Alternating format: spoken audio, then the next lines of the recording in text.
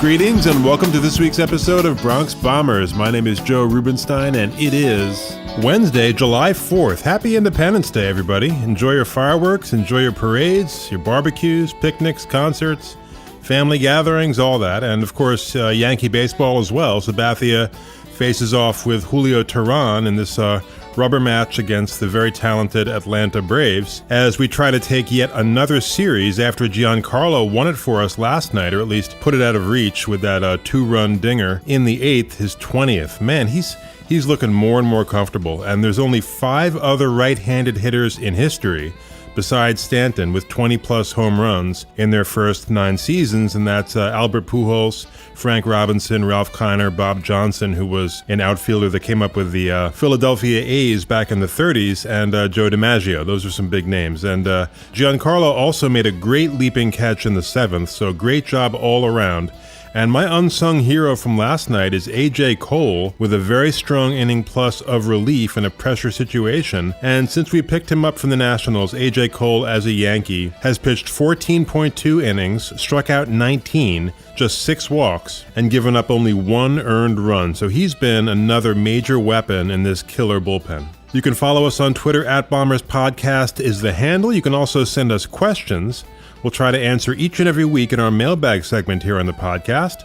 You can like us on Facebook, subscribe to our show on iTunes or Stitcher. We're on Spotify as well, or give us a call, 646-854-4959. And as always, you can send your comments and questions to joe@bronxbomberspodcast.com. Really, however you'd like to engage with us. We love engaging with you. Coming up a little bit later on in our Twitter poll this week, your thoughts on whether or not Sonny Gray needs to be replaced in this rotation right away. Have we seen enough? And I'll answer a fascinating question from one of our followers about bench-clearing brawls, whether or not players should be suspended for leaving the bench. Also, he's the editor-in-chief of Elite Sports NY. Danny Small rejoins the show. You'll hear part 2 of that conversation, and we'll go through the good, the bad, and the ugly from this last week of action. All that and more coming up on today's Bronx Bombers. Back in a moment.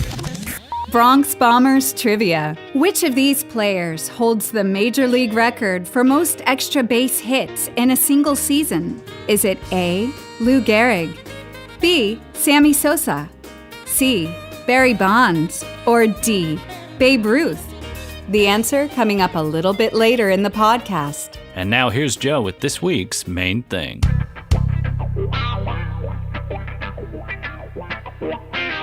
Well, this is kind of a weird week in that it was a week that never really settled into a groove, positive or negative, as the Yankees offense has been kind of feast or famine. We had that loss last Wednesday in Philly where the Yankees just couldn't touch Zach Eflin, and Luis Cessa just wasn't quite good enough. That's kind of the story of his career. But the extra rest that CC Sabathia got by starting Cessa on Wednesday certainly paid dividends on Friday, as CC was awesome. I mean, overused word, but accurate in this case. The seemingly ageless CC Sabathia was dominating yet again in that opener against Boston. 7 sparkling innings, backed up nicely by 4 home runs, 2 from Bird, 1 from Judge and Miguel Andujar.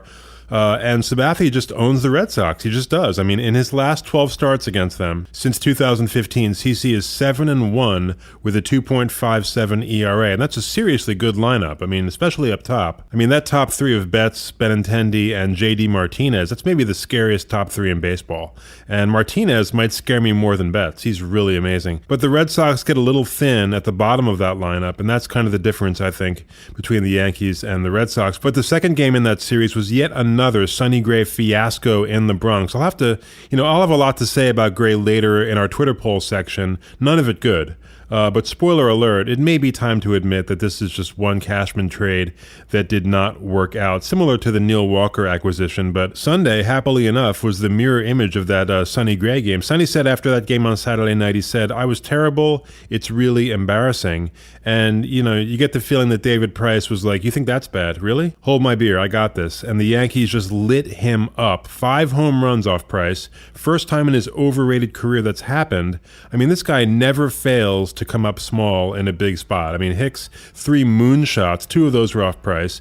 Judge with a solo shot. Kyle Higashioka parked his first major league hit in the left field seats off of Price. And he had another home run last night, so good for him. Good defensive catcher too, Higashioka. But as bad as this Sonny Gray situation is, the truth is we only have him under contract for 1 more season. And he's only making $6.5 million per. So if you look at David Price, that fiasco of a contract runs through 2022.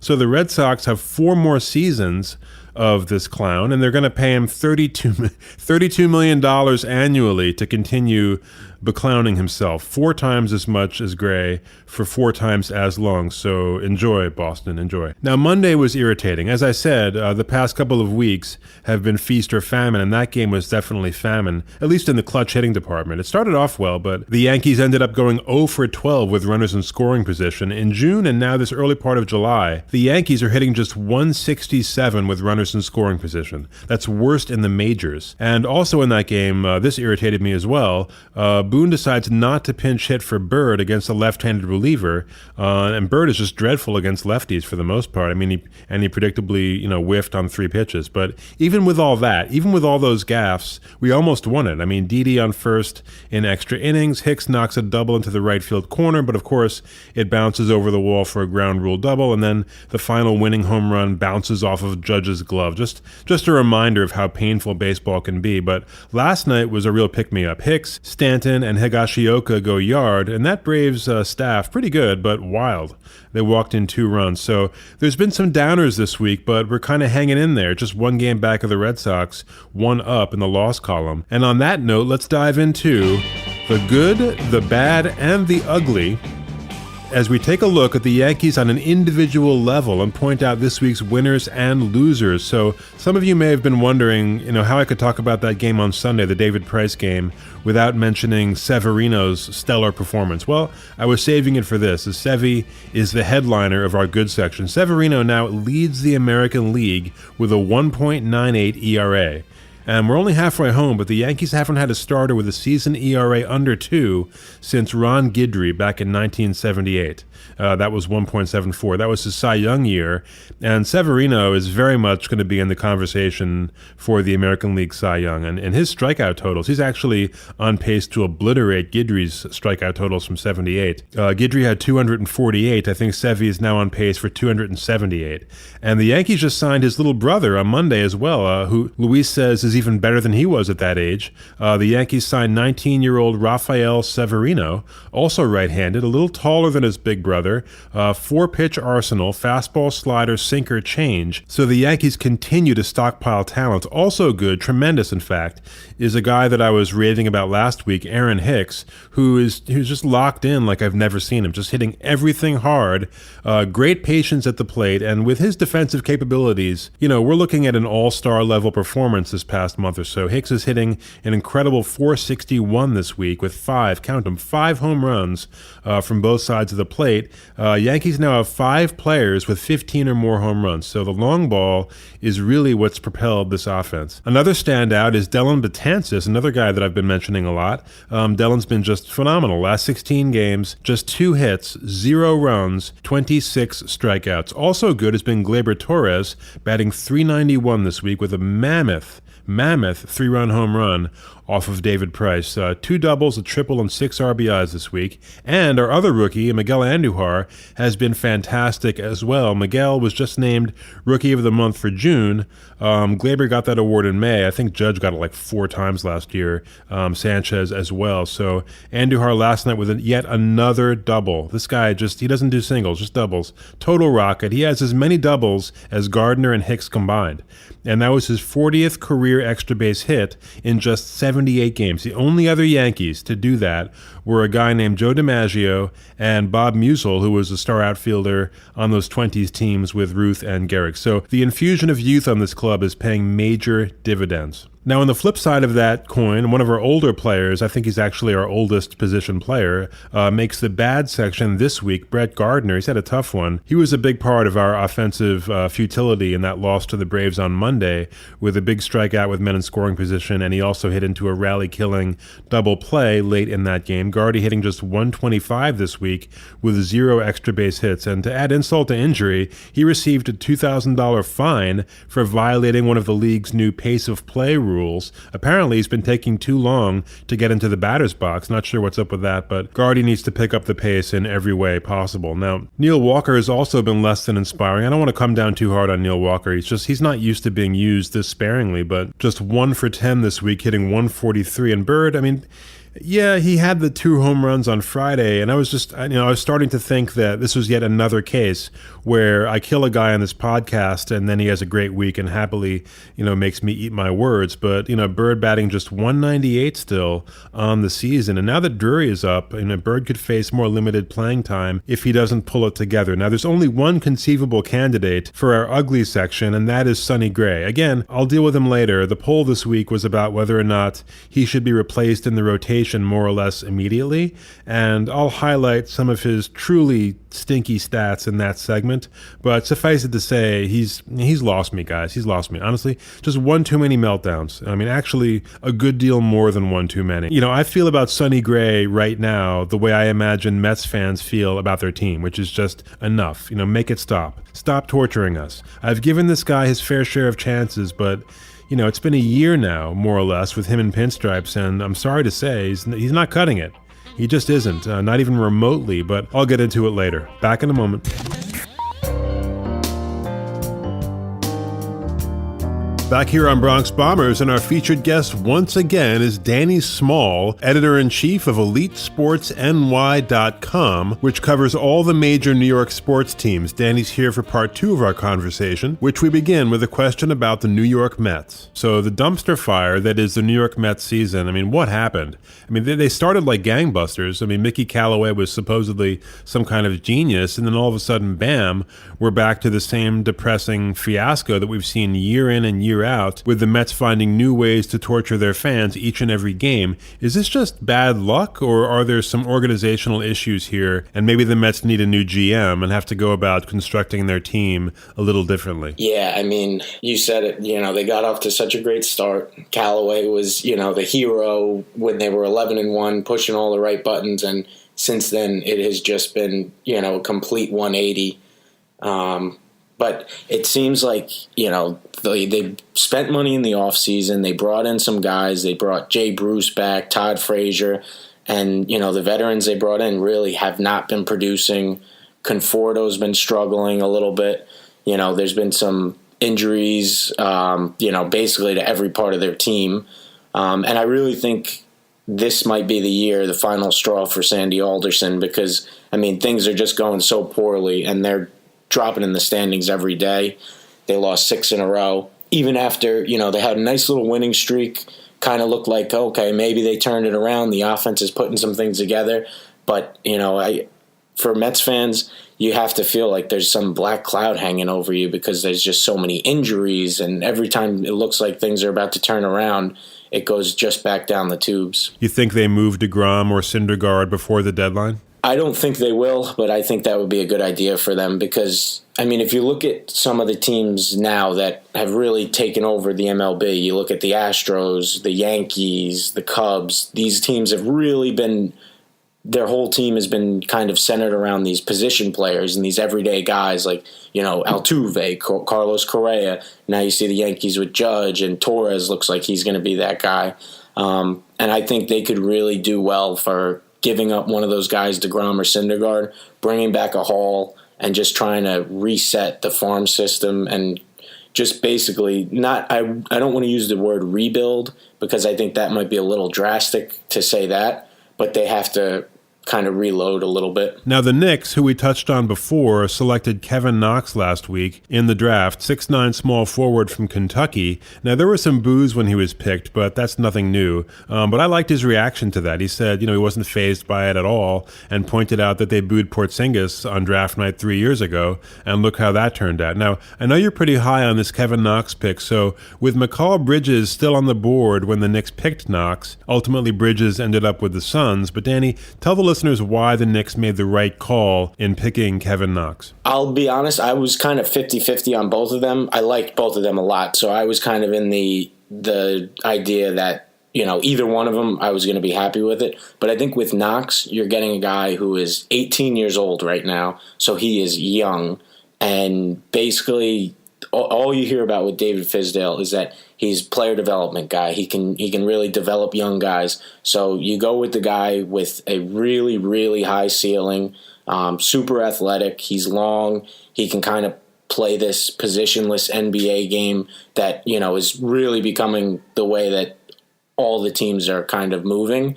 So he's a guy, he has some defensive versatility. He's athletic. You hope he can kind of improve on his jump shot a little bit. And he really does have a high ceiling, which, hey, if you trust Scott Perry, Steve Mills, and David Fizdale to develop these guys into stars, he's the one you wanted. And while we're on the Knicks, I take it you were pretty happy with the hiring of new head coach David Fizdale? Yeah, I thought that was a good move. I think one of the things, it's tough, Twitter becomes this echo chamber, and it's really surprisingly, for the first time in a long time, it's so positive around the Knicks. Everything that you're reading on Twitter and, seeing people write, which I tend to think, a little more cautious optimism, I like to say. Maybe Fizdale's going to be the guy to turn it around, but we've seen this before. But so far, so good. You can't knock any of the things he's done. He's saying all the right things. I love the draft picks. So, so far, so good, I think. Yeah, as you said, we've had so many Knicks seasons where there's early season hope, only to have, those hopes cruelly dashed. Do you think realistically this could be a bubble team on the edge of the playoffs, or are the Knicks still very much going to be a work in progress? I think you have to think of them as a work in progress. I think they're still really far away. Maybe not necessarily if Porzingis was healthy going into this year, then we could talk bubble and, possibly sneaking into the playoffs and, which is a weaker Eastern Conference. But without Porzingis, I just don't see them having enough on offense to, to really challenge for anything. But like I said before, this is all about player development right now. And, getting Knox time on the court, Frank Ntilikina time on the court, all these guys getting experience is going to be a good thing. And then you hope that they go out and they can sign a big-time free agent in 2019 and then pair him with Porzingis. And then I think you really have a conversation with how good can this team be. Yeah, that sounds realistic. All right, final question, Danny. The Jets and Giants both picked high-quality players, in my opinion, in the draft this year. The Giants made the big splash with phenomenal running back Saquon Barkley out of Penn State, and the Jets, of course, picked a much-needed quarterback in Sam Darnold out of USC. Your thoughts on those two picks, Danny, and what to expect from these two teams this season? NFL players report to training camp in just about a month. I liked both picks for Barkley for the Giants and Jets going with Darnold. I did kind of feel like the Giants might have been better off going with the quarterback, but at the same time, you can't really be upset with Saquon Barkley. He's a stud, and he can really turn that offense into something even better than what it can be. That they're finally going to have a running back. So I don't think you can really knock that pick too much on the Giants. And for the Jets, I think they got really lucky. I think their guy fell to them because I know there was some chatter about Baker Mayfield, but I think they're really happy with Darnold. He's going to compete for the starting job from all reports that are out right now. So if he can compete and he can play from day one, I don't know if the Jets have a possibility of making a playoff run or anything, but I think they could be a lot better than most people are projecting them to be. And with the Giants, with Barkley, they can turn it around and make the playoffs this year if everyone stays healthy. and that defense picks it up. All right, Danny, it's been a pleasure having you with us. You do great work. All you guys should go check out Danny's site, elitesportsny.com, for really high-quality, in-depth coverage of all the New York teams. Thanks so much for being part of the show, Danny. We really appreciate it. All right, thanks, Joe. I always love coming on, so thanks. I appreciate it. All right, we'll come back. More Bronx Bombers in just a moment. And now the answer to today's Bronx Bombers trivia question. Who holds the Major League record for most extra base hits in a single season? The answer? D. Babe Ruth with 119 in 1921. And now here's Joe with this week's Twitter poll. Yes, this week's Twitter poll results are in. We asked you this. Assuming Sonny Gray's trade value is nothing, which I think it is. I mean, I don't think we could get a single concession stand hot dog for Sonny Gray right now. Should Cashman designate him for assignment and replace him in the rotation with Loizaga, Herman, or Warren? And 81% of our followers on Twitter at Bombers Podcast said yes, get rid of him. And 19% said no, leave him in the rotation. And if you're wondering why sending him to the minors was not an option on that poll, any player who has accrued 5 years of Major League service time, which Sonny Gray has the right to refuse any minor league assignment. So if the player exercises that right, his team must either reinstate him to the active roster or grant him his unconditional release. If the player is released, the team is on the hook for the remainder of that player's contract. So in this situation, the player holds all the cards. So if the Yankees want to unload Sonny Gray and not have to pay his contract, they would have to designate him for assignment, and hopefully another team would pick him up on waivers, meaning that they would assume responsibility for the rest of his contract, but would not have to pay, any additional money or give up any players. So just to recap, Sonny Gray against our most bitter rival, the Boston Red Sox, on Saturday night, proceeded to deliver his worst performance of the season, and that's saying a mouthful, because this season has been chock full of Sonny Gray disasters, but this was a total meltdown. This was like a glacial meltdown. He lasted just 2.1 innings, allowing 6 runs, including a grand slam in the first inning to Devers, 7 hits, 2 walks, and he failed to record a strikeout. This was batting practice, folks. And against Chris Sale, Sonny effectively gave the Yankees no chance to win this game. And, these horrific 2.1 innings exemplified the Sonny Gray experience. Start the game by teasing you with an easy 2 outs, allow a base runner, and then the real work begins. The real torture gets underway. Suck all the life out of the stadium and bore everyone to tears by avoiding the strike zone, fall behind, and then get destroyed when you're forced to challenge hitters over and over and over again until you walk off the mound to deafening boos. Again, you want to lose this fan base in a hurry, and judging by Twitter, they're lost. Sonny Gray has certainly lost this fan base. He's lost me. I don't care if he pitches a perfect game in Toronto. Honestly, he is simply unable to pitch well against good teams. He is unable to pitch well at home. And he's unable to provide anything remotely resembling a good performance against the Boston Red Sox, against whom we have 3 more series and may very well face again in the playoffs. Whatever his past success in Oakland, which is, Oakland's got acres of foul ground that undoubtedly assisted his stats there. But Sonny Gray as a Yankee has been atrocious. He's been a disaster. His ERA is 5.44, but again, at home it's worse. Far worse. In fact, his ERA at home is a hideous, malodorous 8.25. That would be the single-season worst home ERA by a Yankee pitcher in franchise history with a minimum of 5 starts. Worst in franchise history. That's saying a lot, guys. And his ERA against the Red Sox since joining the Yankees last summer, 9.35. And he's the first Yankee ever, with back-to-back games against the Red Sox who gave up over 6 earned runs and pitched 3 innings or fewer. Somebody sent me a mailbag question months ago about whether or not Sonny Gray was the new Ed Whitson. Whitson was the pitcher who in the 80s arrived to much fanfare, proceeded to get into a fist fight with Billy Martin, which, to be fair, Martin instigated, and then pitched horribly. And at the time, I said to that question that the jury's out. Well, the jury's returned. Here's the verdict. No, he's not the new Ed Whitson. He's worse.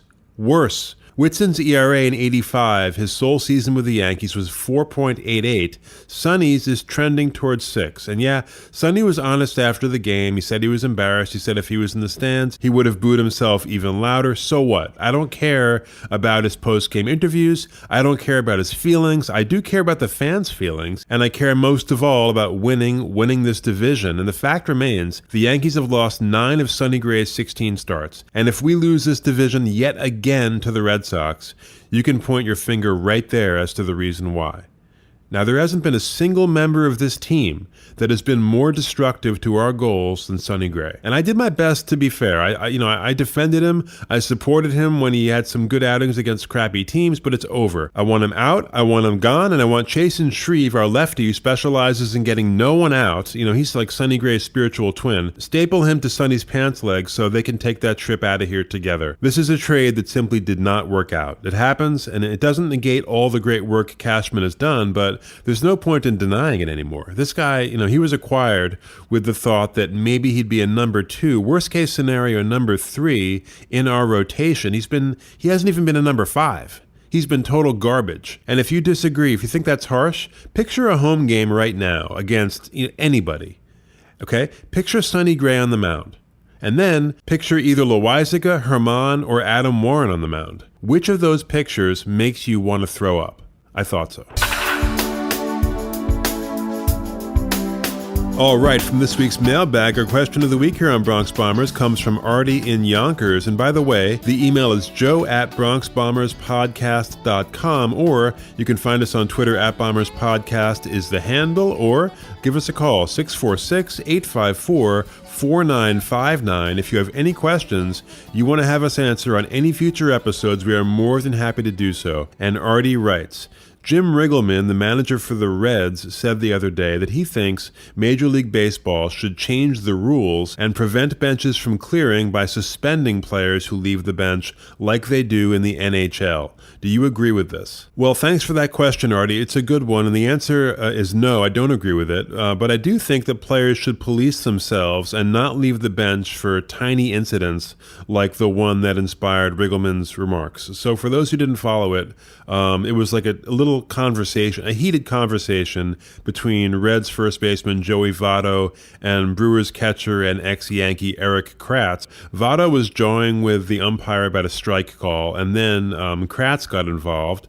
Votto told him to keep out of it more or less, and then boom, bench is clear for basically no reason whatsoever. And Kratz had a really funny comment after the game. He said, quote, "Completely blown out of proportion, that's all. We were discussing the Canadian dollar and flawed systems in our two governments.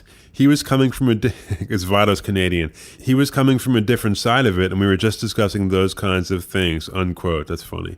Now, it should be said that bench clearing quote-unquote brawls are pretty ridiculous for the most part.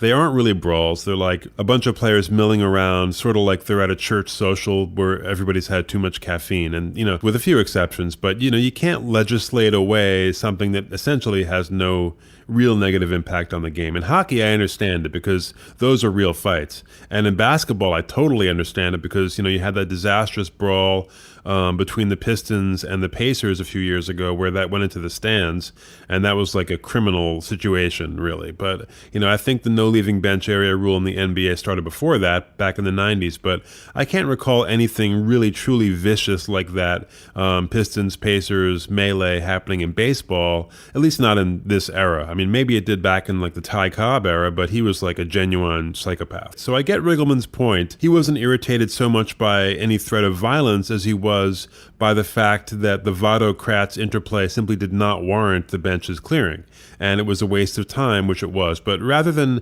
legislate, a fairly harmless sideshow out of the game and inflict needless suspensions, which, by the way, the players' union would never agree to, the players should just exercise some better judgment and police themselves more sensibly about when they leave the benches. And in a situation like that with Votto, let the two players conclude their conversation. That's all it was, a conversation. If it gets too heated, that's why you have an umpire, right? I mean, we don't need a whole coffee clutch out on the field milling around for no reason in that sort of mild situation where they were just a few words away from Votto getting back in the box and peacefully continuing his at-bat. So bottom line, The rule makers don't need to get involved, Artie. That would be like amputating an arm to cure a hangnail. And the players on the bench should, not blow disputes wildly out of proportion to what they are. I mean, we have enough of that in this day and age, and anybody who spends any time on social media knows exactly what I'm talking about.